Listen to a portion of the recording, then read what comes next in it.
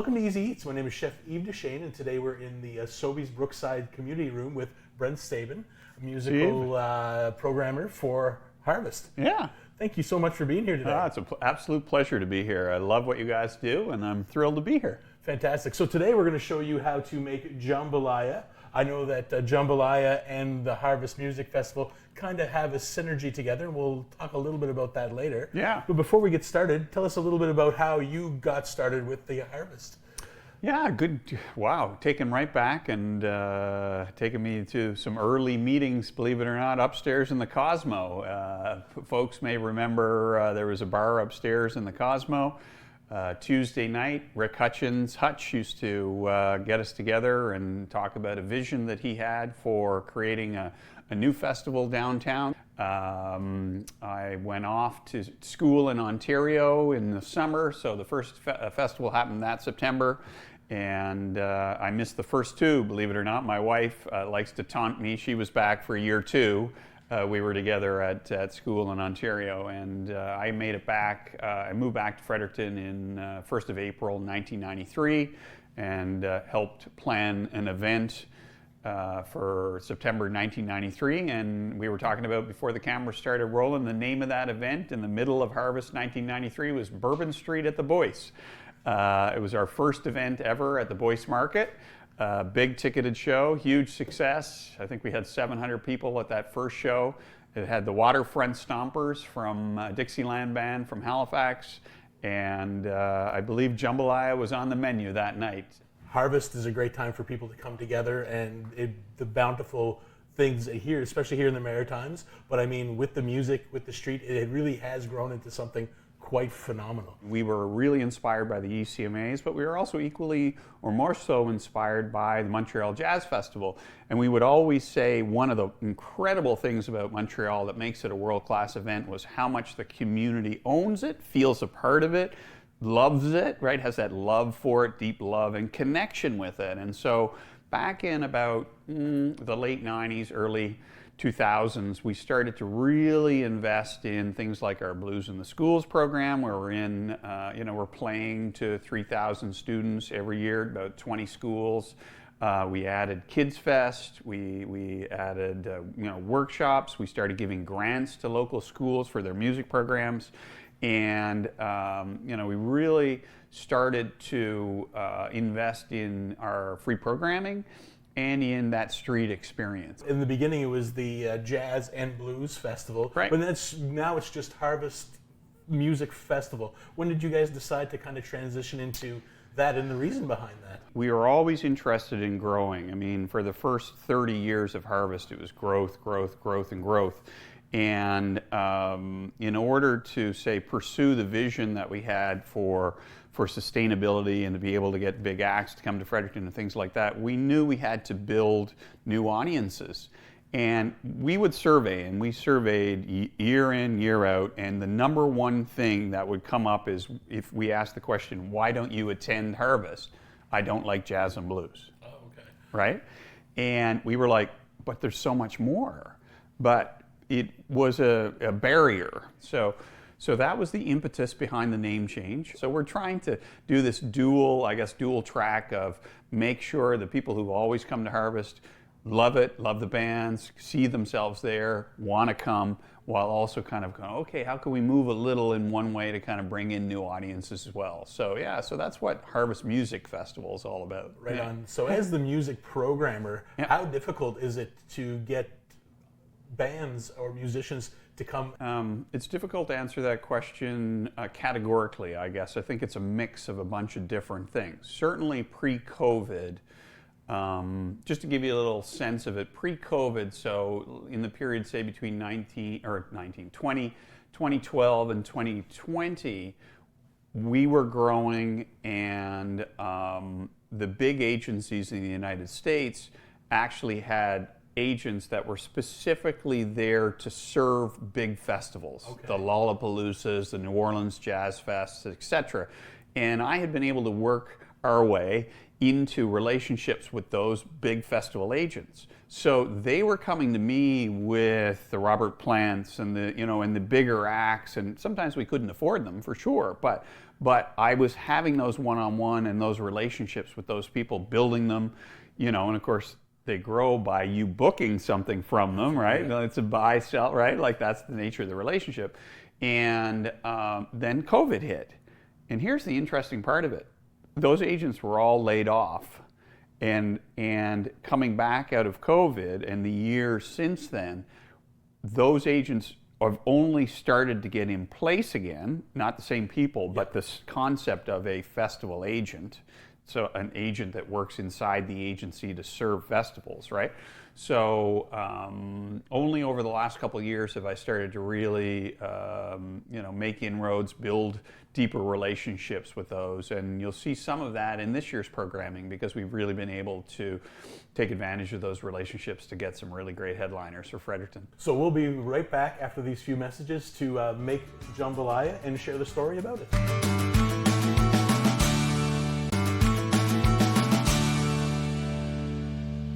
Welcome back to Easy Eats. Again, we are in the Sobeys Brooksides community room with Brent Staeben from Harvest, and we are about to make jambalaya.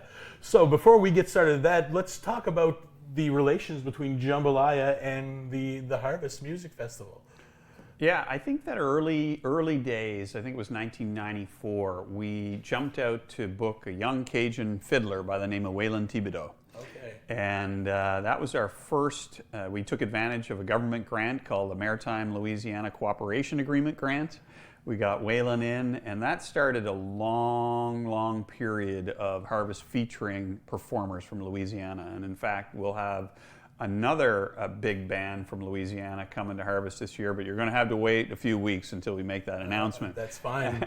But so, we did, that was early Cajun, more on the, Cajun fiddler, more on the countryside, and then we moved into Zydeco, big accordion players, Buckwheat Zydeco we did in the middle, I think maybe 2015, 2016, 2017, something like that. So a long period, almost 20, 25 years of Cajun and Zydeco participation in Harvest.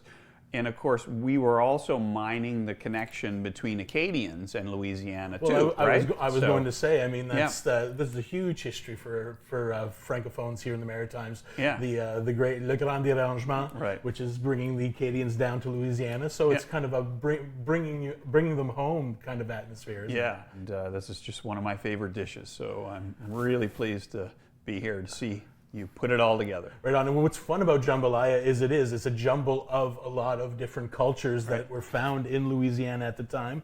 You got your Africans, there's the Spanish, there's the French. So everything is kind of melted together. Basically, what we'll do is we'll grab a little bit of oil, put that in the pan, and let that get warmed up a little bit. And while we're doing that, I always like to use chicken. So chicken, this was leftover chicken that we had something previous. You can go fresh. Oh, yeah. A lot of people put seafood in the jambalaya as well. Because it's easy eats and we're trying to be budget friendly. Shrimp nowadays and is expensive, so you don't have to put it in to make a jambalaya. Yeah. So what we're going to do is we're just going to add some of our chicken into that. And then we are also going to add some nice sausage. So, andouille sausage is what we want to have in this, or a spicier sausage. So I have chorizo sausage, which is a nice Spanish sausage. Yep. So what we'll do is we'll start by frying all of this up, just like this, and we're going to add some Cajun seasoning to that. One of my favorite seasonings in the cupboard, for sure. Oh, absolutely. Yeah, on everything. I like it on eggs, actually, funny enough. No, you're absolutely right. Yeah. So we're just going to fry that up and just kind of cook that sausage just like this. And there we go. Woo. That's it. Smells good it already. is already, right? Yeah. As this cooks down a little bit and we get the sausage done, any highlights, any favorite bands that you were able to get to come down? Well, there's always Robert Plant, of course. Absolutely, and that was such a special week. He came in on a Monday, stayed all the way till Saturday afternoon. He started his North American tour here. He rehearsed for 2 days at the Playhouse. 2 or 3 days at the Playhouse, I believe, which we set up. So he was in town, as I say, from Monday through Saturday. I had the opportunity not just to watch him perform, chat with him, have dinner with him, and things like that, but also had the opportunity to watch he's a huge soccer fan. Oh, is he? Football. In fact, he grew up watching a team in England called the Wolverhampton Wanderers, or Wolves for short. Okay. And he's an honorary vice president of the team. And so my son and I had the opportunity, and we're both Chelsea Football Club fans, and we had the opportunity to watch Wolves, his team, play our team together in his suite in the Delta Hotel. So that was a pretty sweet highlight. I'm a huge Led Zeppelin fan, and so Yeah. is my dad. So Yeah. it kind of rubbed off on me, and absolutely, and there was tons of Robert Plant sightings all over the city that year, and everyone was excited So about the it. other one, in fact, as we talked about Louisiana, and we just had the passing of Garth Hudson of the band last week, and Levon Helm from the band played here because Greg Allman canceled, and I replaced Greg Allman from the Allman Brothers with Levon Helm and Buddy Guy. That was a pretty special year. But this week, as Garth Hudson passed, the last remaining member of the band, it made me think of Acadian Driftwood, which is a famous song by the band and always makes me think of Louisiana and my Acadian friends. And, having Levon here, his show here in Fredericton at Harvest was the last major show he played before he passed. Oh, really? Is it? Yeah. And, for us, that was a very, very, very, very special, to have him here. Absolutely. Buddy Guy over the years, Trey Anastasio from Fish, that was amazing. War on Drugs, Jason Isbell, utterly fantastic. Even a band like Spoon last year. I don't know if you happened to catch that. I did catch that. It was fantastic. That was a bucket list act for me. Big catalog of music. Just been around for 30 years. It's made me think again when Gord Downey was here with the Sadies. So those are some of the highlights for sure. I'm sure there are more. Buddy Guy's first performance. I always tell a story about Buddy Guy. That we had, harvest goers, harvest friends who mentioned to us that they saw Buddy in his bar in Chicago. And from the stage, he said, my 3 favorite places to play in the world are Chicago and Memphis and a place called Fredericton, New Brunswick. Oh, that's fantastic. Nice shout out. Yeah, absolutely. It was hilarious. And Buddy Guy was there. Derek and Susan, the Tedeschi Trucks Band, when we did those, we did them in 2010 and 2012. Those 2 first shows for the Tedeschi Trucks Band here in Fredericton were their first 2 shows as the Tedeschi Trucks Band. They'd only been starting to put the band together before that, so we were right there at the beginning as they kicked off what's becoming an incredible career for them. As a programmer, you asked about challenges and things like that. Yeah. One of the biggest challenges is when to bring an act back and when to introduce something new, right? Absolutely, and so, it has been really challenging over the years you want to introduce new acts, but in this kind of, call it fractured media landscape and terrestrial radio, satellite radio, and all that stuff, it's sometimes hard to just feature a brand new act and kind of really build excitement behind it in enough time during the festival to get a big crowd out, right? Absolutely. So a couple of the acts that we've had really incredible success with, the Avett Brothers, the Revivalists. These are acts that we introduced, and they had enough of a following that it allowed us to really get big crowds out and get people excited. But sometimes you introduce an act that people have, it's just, it's on the cusp, and they haven't quite heard of them yet or aren't quite sure, and but that's what being a programmer is all about. You kind of have to stand behind your choices, and you want to catch acts. I've got one act this year. We haven't announced it yet, but I've got an act this year that had one of the biggest songs of the year last year on Sirius XM's The Spectrum. And so the goal is, you got a guy like that who's got an incredible song and building a real career, and we're going to introduce him. And we know the show's going to be awesome. We just got to make sure people understand that and give it a chance, right? So fantastic. Yeah. So everything is nice and cooked now, and what we're going to do is we're just going to take it out and move it off to the side, right like this. So it's a one-pot meal, but you kind of have to pull some things out just to get things going. So once all of this is nice and cooked, we're adding flavor to this Dutch oven right here, and I mean, you don't have to take it all out. You just want to get a good part of it, and then you've got all this stuff on the bottom, which is called the fond, and that's where all the flavor and stuff comes up from this nice stew. So here we go. So to this, I'm just going to turn that right up. We're going to add what they call the Holy Trinity. So Holy Trinity is like a mirepoix. So it's in Louisiana or Cajun or Creole cooking. It's always green pepper, celery. Celery, yes. Right. And onions. Yeah. Just like that. So to that, and then I always add a little bit of garlic as well. You never have too much garlic. And then we're just going to stir that up just like that. And again, we're going to let that cook down for a few more minutes. While we're scraping the bottom. So we want all of that stuff to lift from the bottom, get mixed in with these, and then start to sweat down and brown up and all of that. So now I'm going to stuff. ask you a cooking question Absolutely. about this dish. Is there a sense that, or a misplaced sense that tomatoes would be part of jambalaya? I'm not saying that I would add them myself, but as a key ingredient. It is a key ingredient. That's where you get your French influence. Right. The French brought the tomatoes to Louisiana, or brought it to Africa. Yeah. And then the Africans with their jollof rice, which is very similar to this, Right. Is where it kind of got introduced.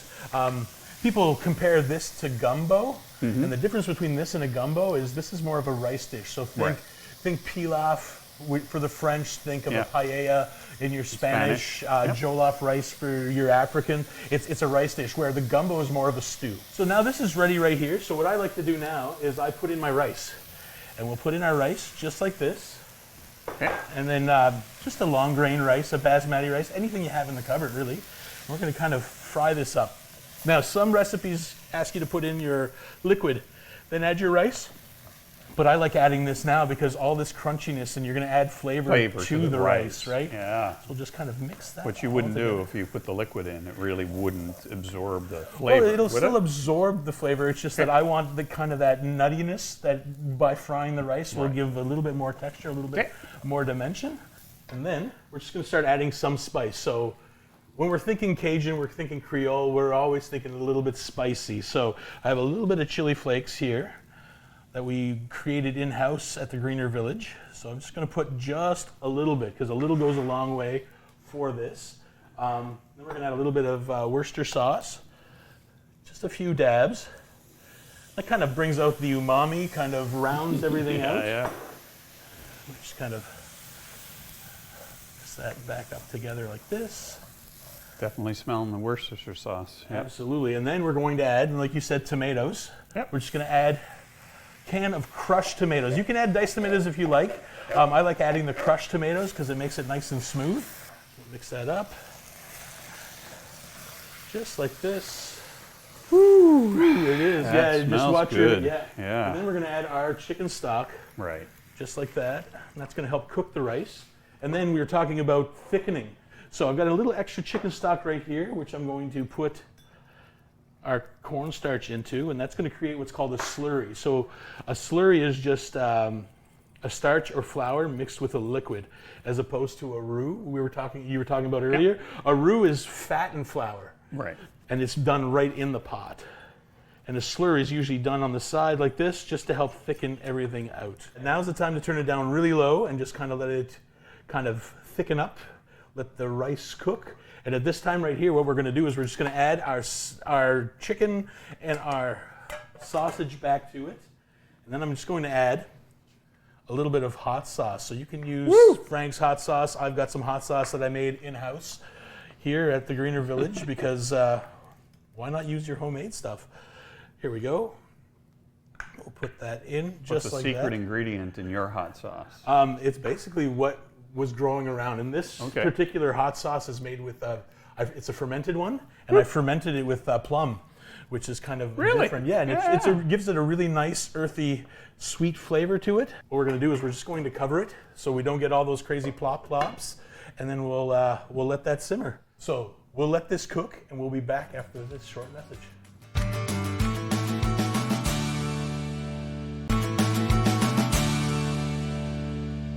Welcome back to Easy Eats.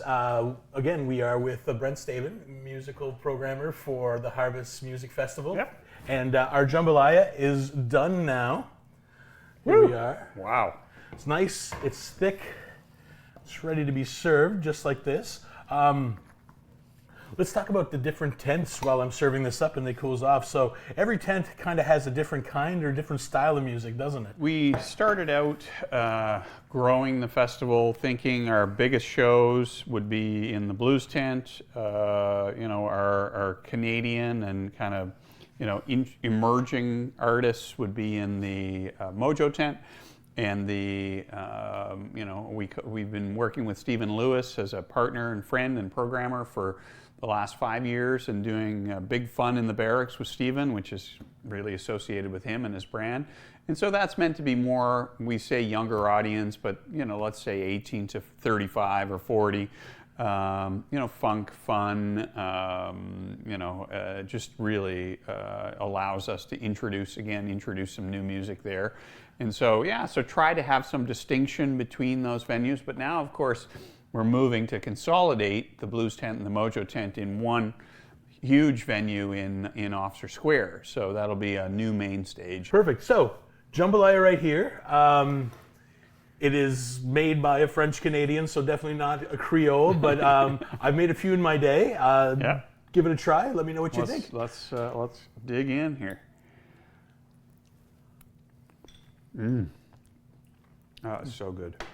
They're not nice. Very nice. Thank you so much for being on the program today, Brent. Really enjoyed talking Harvest, learning a little bit more about the history of Harvest. Before we let you go, is there any kind of scoop or anything that you can share with us about this year? I think people are really going to love this schedule. I think it's, you already have seen Melissa Etheridge and Indigo Girls, The Head and the Heart. Head and the Heart is an incredible band. If you don't know The Head and the Heart, the catalog is just absolutely brilliant. Sing-along, big sing-along songs. It's just going to be so much fun. So if you want to be part of it, is there any way you can reach out and volunteer? Are you guys still looking for volunteers? Usually we start in the spring. Okay. And there's a system online you can use to sign up. You can email us, of course, and we'll take care of you that way. What people love, I think, the most about Harvest, even including the music, is that it's a volunteer-run event. We really rely on the local community to make this thing happen. And thank you so much for being a part of it. Thank you so much for allowing it to happen in Fredericton. And I know that it's just going to grow and get better year after year. Well, thanks for being a champion for Harvest. I can tell how much you love it. And thanks for inviting me here today to talk New Orleans and incredible New Orleans cuisine with you. And lastly, thanks for all you guys do at the kitchen and the village. And, I think that you're part of making Fredericton better. And for those of us who care deeply about the city of Fredericton and the people in the city of Fredericton, we're really, really, really appreciative for all you guys do. So on behalf of me and my family and friends, thank you very much. It's all about community and community coming together, be it to help people who are in need or to celebrate the harvest and music like you are at the festival. Yeah. Thanks a lot, Brent. All right. Thanks, Eve.